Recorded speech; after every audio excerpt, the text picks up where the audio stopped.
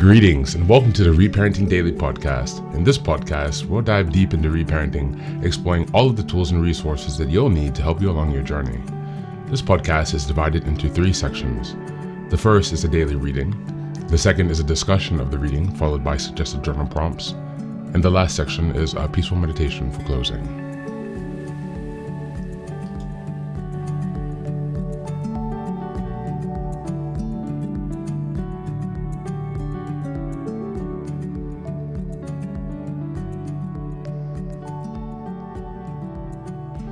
Good morning, good afternoon, and good evening from whenever and wherever you're joining us.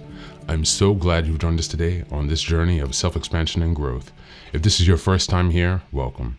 Please don't forget to like, share, subscribe this podcast wherever you're listening, on Apple Podcasts, Spotify, or YouTube. Your help here really makes a huge difference in allowing us to spread the word and build a more supportive community as we continue with our self-reparenting. Now, before we get started, I have some quick updates for you. First, I'd like to introduce our Patreon community. Here, for a small monthly fee, you can join us for 3 weekly meetings for additional support with your reparenting journey. On Sundays, we have a meditation group. On Tuesdays, we have a book club discussion. And on Thursdays, we have open topic conversations. You can find out more details about this if you go to the Reparenting Daily website and check out on the community tab. In addition to that, we also have a WhatsApp group to foster more daily connection and support for whenever you need it. And this is a community of fellow travelers from around the world who will always be there when help is needed. It's just one of the many ways that we're building our network of resources that are really going to help support your reparenting journey. For the next update, I'm very excited to announce that I've just released some first books. The first is probably the most important, and it's called the Reparenting Daily Journal. Now, this journal is a daily guide for 365 days of the year. We'll be starting in 2025, and basically each month corresponds to a theme in reparenting, and each week of each month corresponds to a sub-theme of the monthly theme. Now, from the beginning of the year, 2025, each daily episode will correspond with the themes in the daily workbooks. And so you can use this as a guide to work through your reparenting journey to stay focused, ensuring that you cover all of the most critical areas within a year's time. And again, this will be aligning up with the podcast, so you can use both of these to make a more engaging and interactive experience. This is ensuring that you really book progress on your reparenting journey. The next set of books I've written is called Fairy Tales for Reparenting. This is a collection of 3 books that contain short stories or fairy tales inspired from Jungian analysis, mythology, philosophy, and psychology that really is targeted to helping you connect to your inner child. And so these stories are very short. They're not very long. They're written in a very simple manner so that it's not too taxing on you, so you can more easily connect with the joy and fun of your inner child. More interestingly, however, is that at the end of each story, there's an analysis section that really analyzes the main themes and concepts within each story to provide encouragement and inspiration.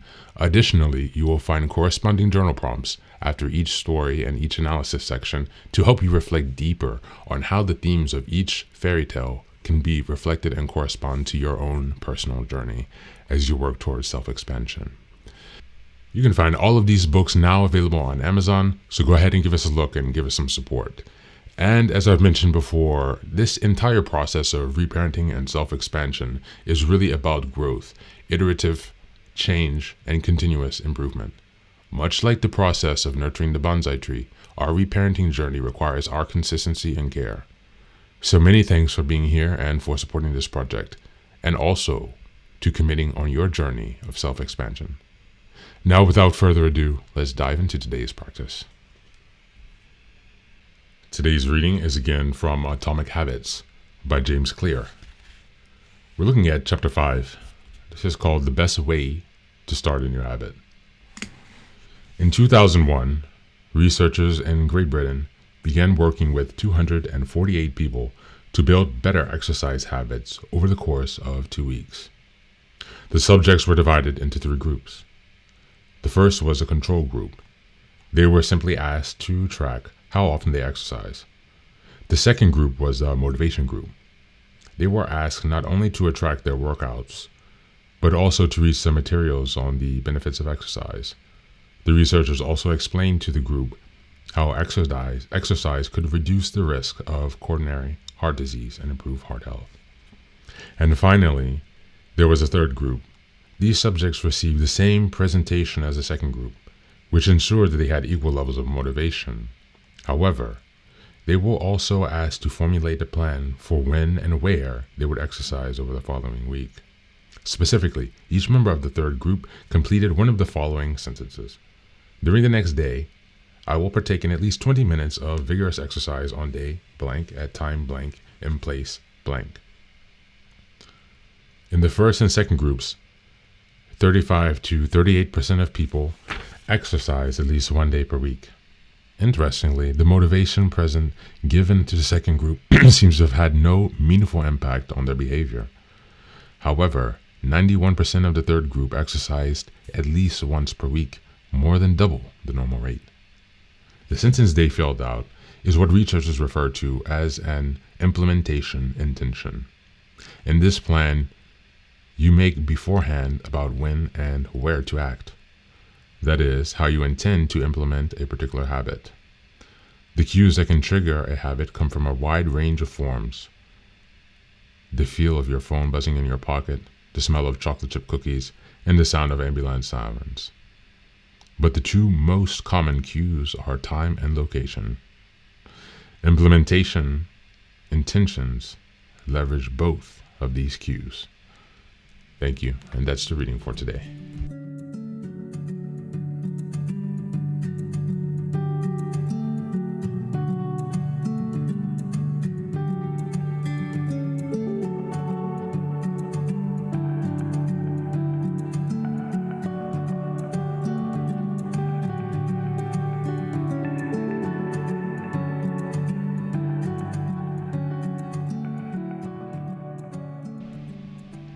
Welcome back. In Chapter 5 of Atomic Habits, James Clear emphasizes the importance of creating a clear plan for how and when you'll implement a new habit. Rather than relying on willpower alone, this framework can be especially powerful in the context of refathering yourself. Healthy, fatherly energy often provides structure, support, and accountability, traits we can cultivate within ourselves. By deciding exactly when and where a new habit will occur, we're essentially setting up a supportive father-like presence that says, I've got your back and I'll be there to guide you. Over time, this consistent, reliable structure helps us build self-trust and stability, both of which are critical elements on the reparenting journey. As we look at the journal prompts for today, number 1, identify your support system within. Where in your life could you use more structure or support? And how can you offer that to yourself in a fatherly way? Number 2, if you were to choose one habit to begin this week, where and when would you do it? What does following through on them look like? And number 3, reflect on self-accountability. How might setting a firm plan and sticking with it help to build trust within yourself? And what does this refathering approach teach you about self-commitment? Thanks for being here, and as always, take care of yourself and do be well.